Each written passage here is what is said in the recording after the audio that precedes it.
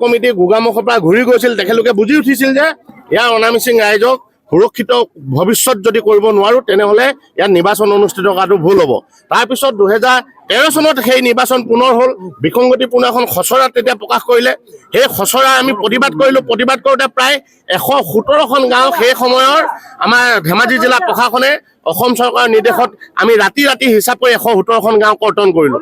কৰ্তন কৰাৰ পিছত 2019 চনত পুনৰ তেখেতলোকে এটা জাননী জাৰি কৰিলে আৰু তেতিয়া যি দুটা সমষ্টি নিৰ্বাচন হোৱা নাছিলে, অকাজান আৰু মুক্তিয়াৰ, এই দুটা সমষ্টি নিৰ্বাচন পাতিব লাগে বুলি বা আগৰ গাঁওবিলাক অন্তৰ্ভুক্ত কৰিব লাগে বুলি জাননী জাৰি কৰিছিল যদিও আমি সদৌ তাই আহোম ছাত্ৰ সন্থাই ৰাইজৰ সহযোগত ধেমাজি জিলা উপায়ুক্ত সেই সময়ৰ ৰশ্নিয়া প্ৰাঞ্জী কাৰাতীক আমি আবেদন দিলোঁ আৰু তেখেতৰ লগত প্ৰায় 45 মিনিট জোৰা এক আলোচনা হৈছিল আৰু আলোচনাত এটা সিদ্ধান্ত হৈছিল যে 2013 চনত যি নিৰ্বাচন হৈছিল সেই ধৰণে নিৰ্বাচন অনুষ্ঠিত হ'ব। গতিকে 19 চনত কোনো ধৰণৰ বিসংগতি নোহোৱাকৈ 13 চনৰ দৰে নিৰ্বাচন অনুষ্ঠিত হ'ল।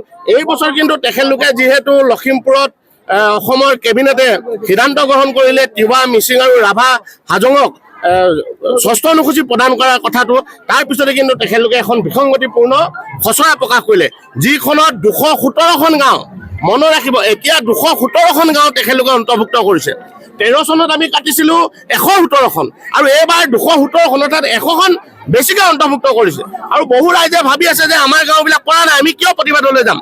তেখেতলোকক জনাব বিচাৰিছোঁ আপোনালোকৰ মাধ্যমৰ জৰিয়তে, আপোনালোকে ঘৰত থকা মেপখন এবাৰ উলিয়াই আনি চাওক। মেপখনত কোনখন ৰাজগাঁৱৰ নাম লিখা আছে সেইটো আপোনালোকে লক্ষ্য কৰক, কাৰণ ৰাজগাঁও হিচাপে লিখা আছে। এখন ৰাজগাঁৱত 10ৰ পৰা 15খন গাঁও অন্তৰ্ভুক্ত হৈ থাকে। মানিছোঁ 10ৰ পৰা 15খন গাঁৱৰ ভিতৰত গোটেই 15খন গাঁও বা গোটেই 10খন গাঁওতো মিচিঙৰ অধ্যুষিত গাঁও নহয়, তাৰ মাজত কোনোবা এখন মিচিঙৰ অধ্যুষিত গাঁও আছে, আমি নহয় বুলি কোৱা নাই। এখন মিচিঙৰ অধ্যুষিত গাঁও কাৰণে 14খন অনামিচিং গাঁওক তেখেতলোকে অন্তৰ্ভুক্ত কৰি ল'ব, এয়া কোনখন আইনত লিখা আছে? খুবই উত্তেজনাপূৰ্ণ হৈ আছে যে আমি অনামিচিং ঐক্য মঞ্চ গোগামুখ, অনামিচিং ঐক্য মঞ্চ ধেমাজি জিলা সমিতি, অনামিচিং ঐক্য মঞ্চ চিলাপথাৰ জিলাখনৰ বিভিন্ন প্ৰান্তৰ পৰা অহা অনামিচিং লোকৰে সমাগমে আজি আমি এটা স্পষ্ট বাৰ্তা দিব বিচাৰিছোঁ অসম চৰকাৰৰ গৃহ বিভাগক, অসম চৰকাৰৰ মুখ্যমন্ত্ৰীক, যে আমি কোনো কাৰণত MSC নিৰ্বাচনী প্ৰক্ৰিয়াৰ সীমাযুক্ত নিৰ্বাচনী প্ৰক্ৰিয়াৰ ভিতৰত আমি নাথাকোঁ আৰু তেওঁলোকে যি আমাৰ মাজৰ পৰা ভূমি অধিকাৰ, আমাৰ মৌলিক অধিকাৰসমূহ তেওঁলোকে যি কাঢ়ি দিব বিচাৰিছে, তেওঁলোকে এই হঠকাৰী সিদ্ধান্তসমূহ আমি প্ৰতিহত কৰিবলৈ আজি সমবেত হৈছে। ইয়াত হাজাৰ হাজাৰ মানুহ আজি সমবেত হৈছে। আমি এই সমদলস্থলীৰ পৰাই সত্যাগ্ৰহৰ পৰা আমি তেওঁলোকক স্পষ্ট কৰি দিব বিচাৰিছোঁ যে 30 তাৰিখে তেওঁলোকৰ যি শুনানি প্ৰক্ৰিয়া তেওঁলোকে নিষেধ কৰিব। এই শুনানি প্ৰক্ৰিয়াত এখনো অনামিচিং গাঁও, এজনো যাতে অনামিচিং লোকে তেওঁলোকৰ সীমাৰ ভিতৰত থাকিব নোৱাৰে, তেওঁলোকৰ যাতে ভোটাধিকাৰ সাব্যস্ত কৰিব পৰাকৈ তেওঁলোকে বাধ্যকতাৰ সৃষ্টি কৰিব নোৱাৰে, এই কথাখিনি আমি মঞ্চৰ জৰিয়তে পৰা আমি স্পষ্ট কৰি দিছোঁ।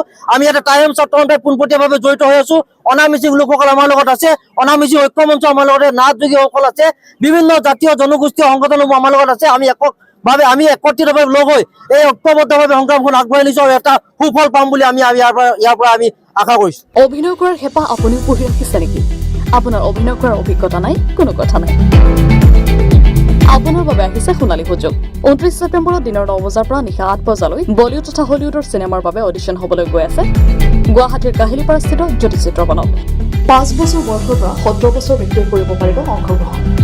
পঞ্জীয়ন হ'ব বিনামূলীয়া, নিৰ্দিষ্ট ৱেবছাইটত কৰিব পাৰিব আবেদন।